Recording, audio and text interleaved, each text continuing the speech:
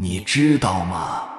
最好我们气血的东西其实就是我们的念头，所以我们要做一个有觉察的人。念头当中的那些纠结、思虑、焦虑过度、自我责备，其实都是最消耗我们气血的。如果气血足的话，你的阳气就会足，阳气足自然就会变得思维清晰、开心，然后才能宁静、安静。但凡那些静不下来，吃不进去，睡不着觉，读不进去，思考受阻，精神涣散，没有方向的人，基本上都是这个原因。所以我们要做一个有觉察的人，随时关注我们自己的起心动念，随时保持正心正念正传。你的念头藏着你不为人知的惊人力量，你的婚姻、事业、财富、健康都是由这个所操控。接下来的影片，我来为您揭开其中的秘密，建议你先点赞订阅。我们接着往下讲。在抗战时期的一次战役之中，一位团长无意间看见一枚手榴弹落在了一位小战士的身边，他一个念头不顾一切地冲过去，用全身压住了这个手榴弹。轰隆一声巨响，连长抬头一看，他刚才匍匐过的位置炸出了一个大坑，而他身下的那枚手榴弹却是个哑弹，没有爆炸。天道无亲，常于善人。一个人的善念是自己最好的护身符，一念一世界，祸福两重天。人生的境遇不可捉摸，无常变化都蕴藏在一念之间。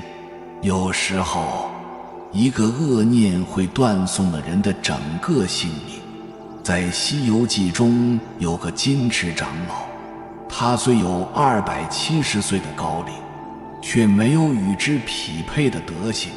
当孙悟空拿出袈裟之时，他竟生出恶念，想要用火烧死唐僧师徒，将袈裟据为己有。没曾想大火蔓延之时，却让黑风山的妖精偷走了袈裟，最后自己落了个撞墙而死的下场。害人不成反害己，枉作了一回人间寿翁。易经中有言，德不配位，必有灾殃。你的恶念即是地狱，恶念生，魔来扰。只有摒弃恶念，一心向善，才可避免灾祸缠身。一念成佛，一念成魔。千万不要小看一个小小的念头，它可能随时会改变你的整个世界。愿你我修好当下的每一个念头，收获未来无限的福报。为什么要有一个好的念头呢？不管是科学界还是学派界，种种迹象，所有的证据都在证明，我们的念力是有非常强大的力量的。我们每一个起心动念，都可以释放出来非常强大的磁场以及音波。比如科学领域的安慰剂效应就是这样的，病人只要相信自己的病可以被医好，就可以提升30%的治疗效果。正如《金刚经》里面讲的，万法由心而生，就是这样的。跟大家分享一个真人真事。有位母亲怀着孩子时患有哮喘病，然后每次犯病的时候都让丈夫把这个药给她拿过去，每次犯病都是这样。然后她的丈夫感觉是要3分毒，就没有把真正可以治疗哮喘病的这个药给他拿过来。每次给他吃的是土霉素。那么就在大约7个月的时候，她的丈夫还是给她拿的那个药。她吃了之后，丈夫就问好了没有，舒服了没有。这位母亲说舒服多了。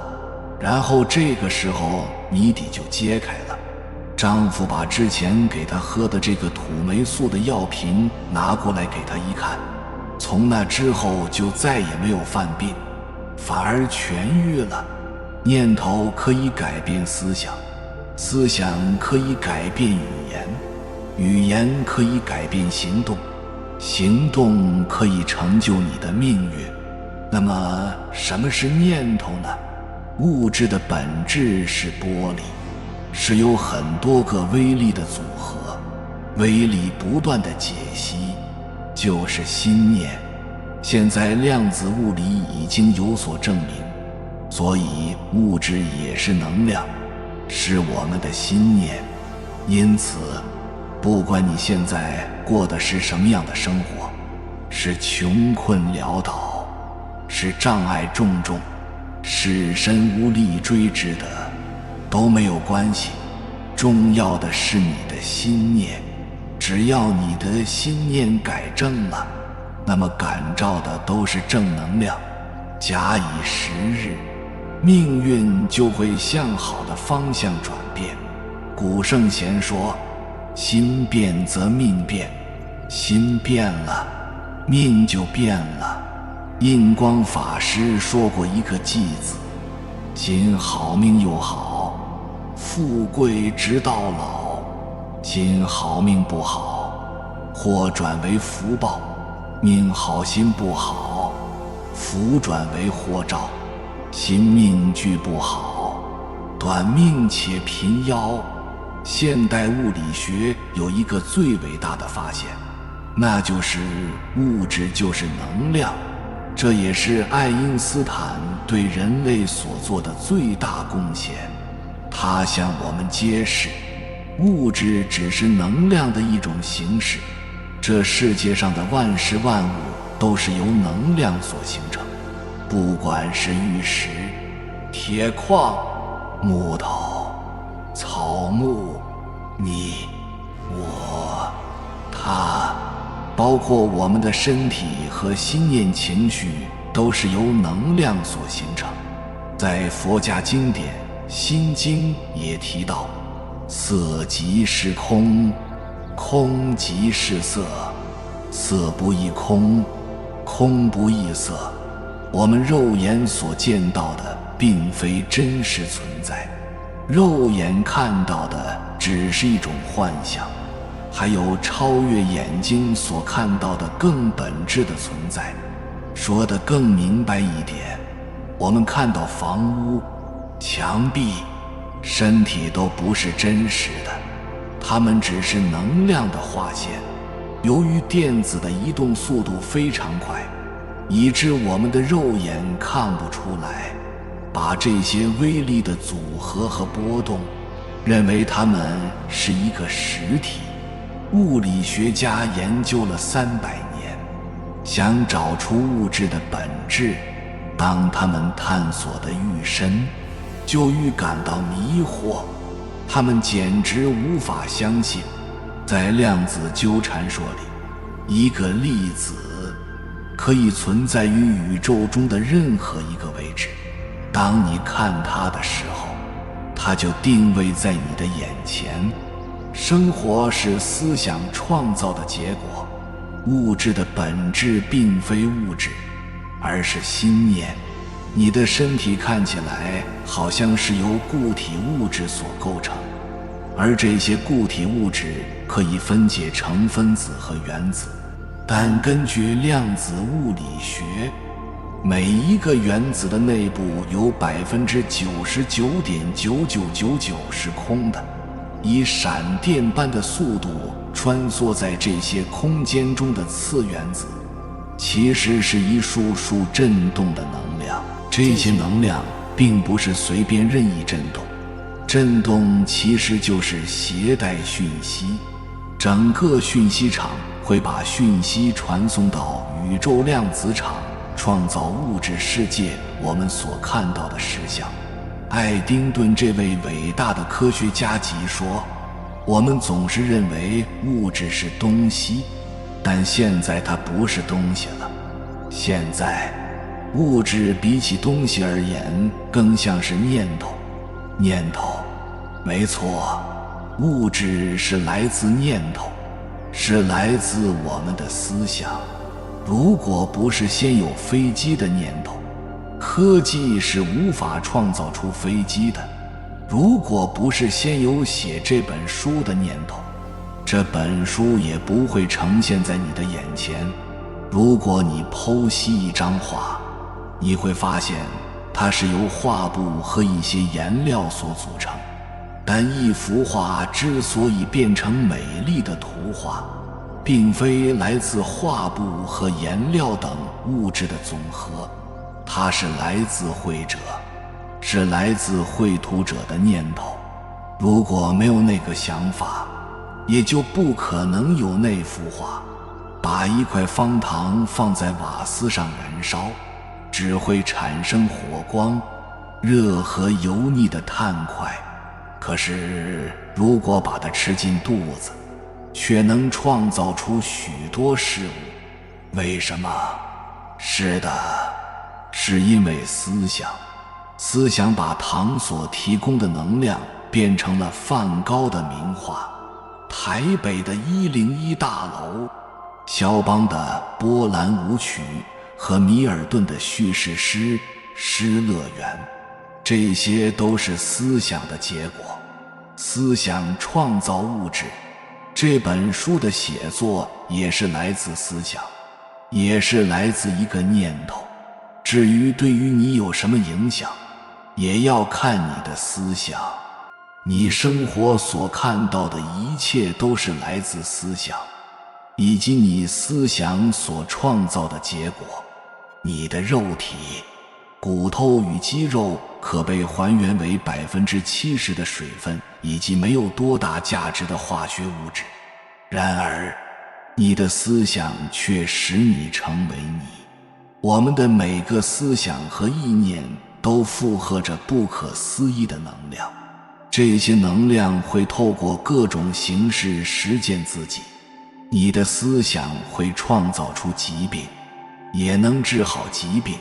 你的思想能让你陷入痛苦，也能让你离苦得乐。思想创造出善与恶，美与丑，成功与失败，富有与贫穷，天堂与地狱。你生命经验的种种，通通都是你的思想所创造的。所谓一念一世界，我们是自己命运的创造者。我们外在所看到的一切，正是我们内心世界的呈现。英国诗人米尔顿在《失乐园》有句名言：心事居其位，只在一念间，天堂变地狱，地狱变天堂。千万不要小看一个小小的念头，你的任何起心动念都可能改变整个世界。语言与意念的力量。现代物理学证明，在微小的原子里存有巨大的能量。原子是这么的小，小到连显微镜都看不到，但它却改变了整个世界。日本长崎、广岛就是被原子能量所摧毁的。正如同原子能拥有如此巨大的能量，你的思想能量也是一样。相似的能量会吸引相似的能量，彼此共振，形成类似的能量团。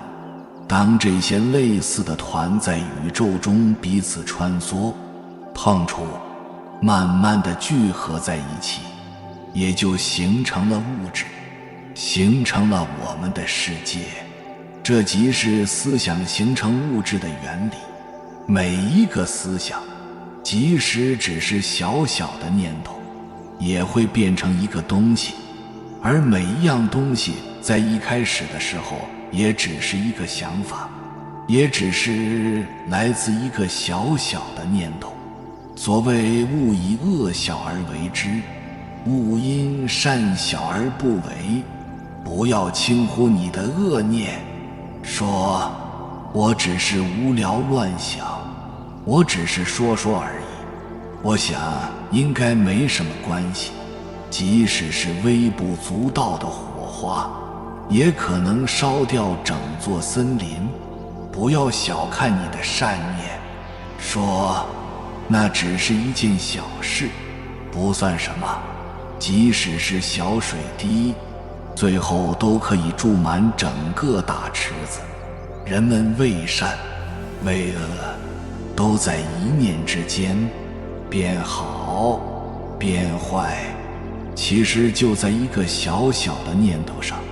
佛陀深知意念的影响力，所以提醒大家说，不要忽视小恶。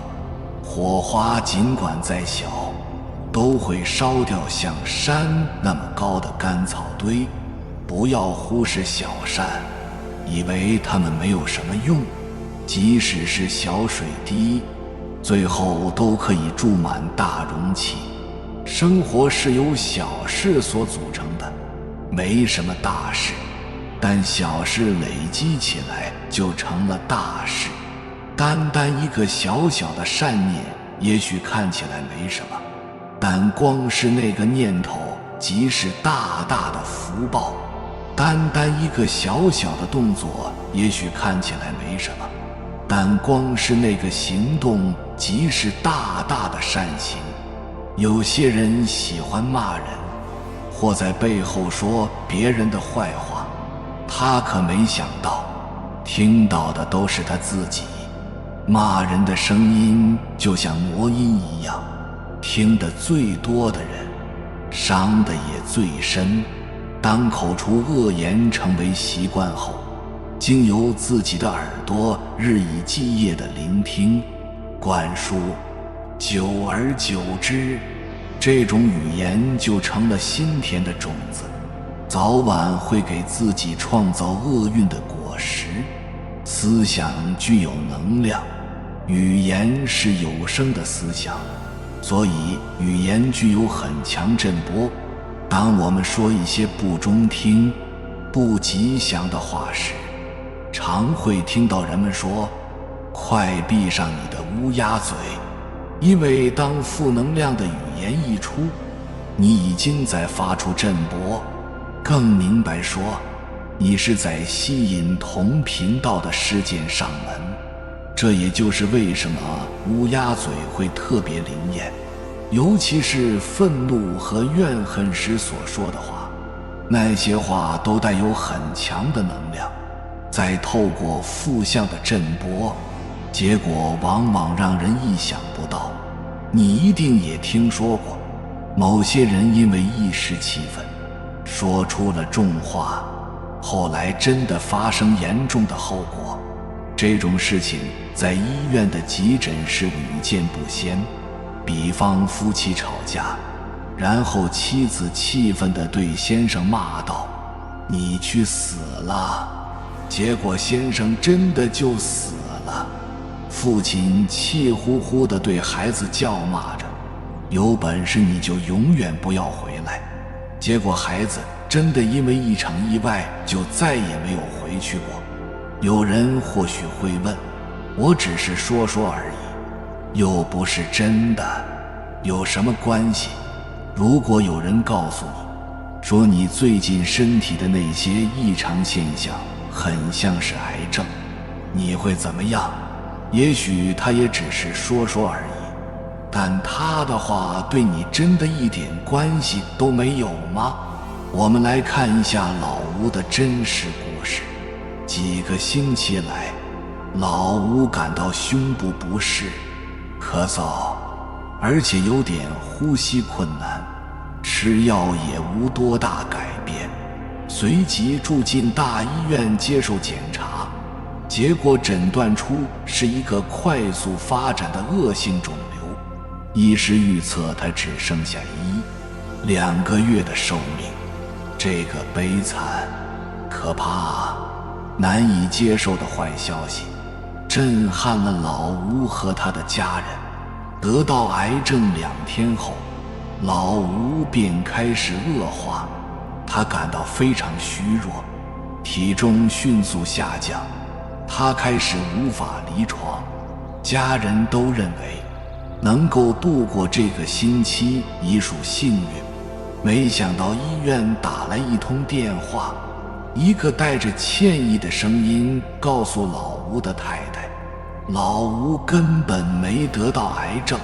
那个很囧的声音解释说，是医院报告弄混了。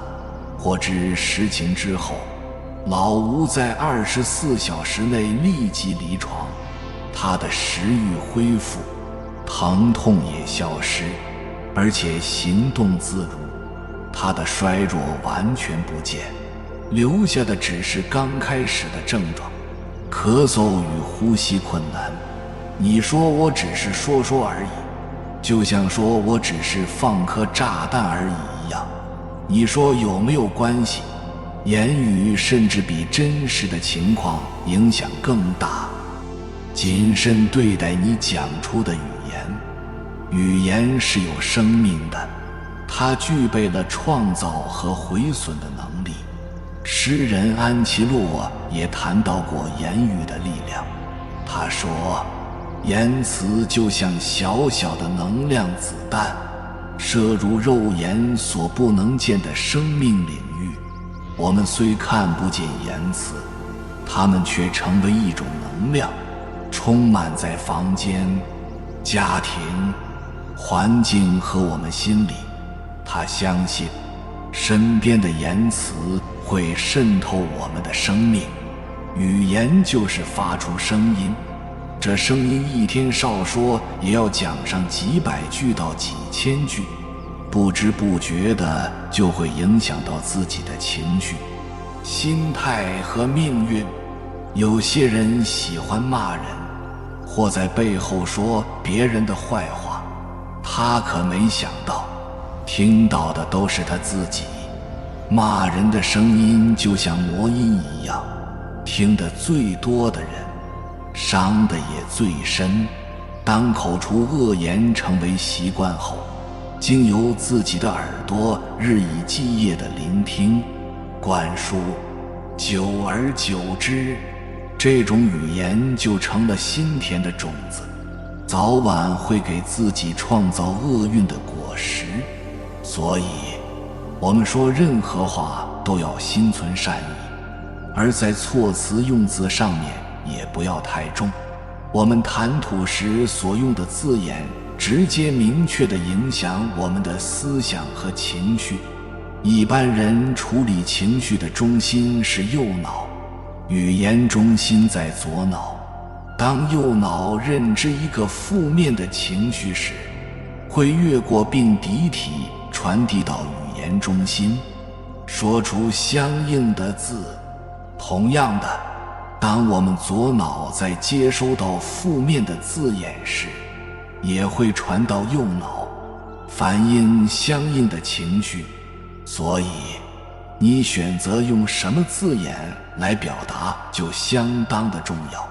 比方，如果有人触怒了你，你可以用困扰或遗憾的字眼来取代气愤或愤怒。想想看，当你改以遗憾2字时，你还会火冒三丈吗？言语是心的画像，我们应该多以正面肯定的言语来思考和说话。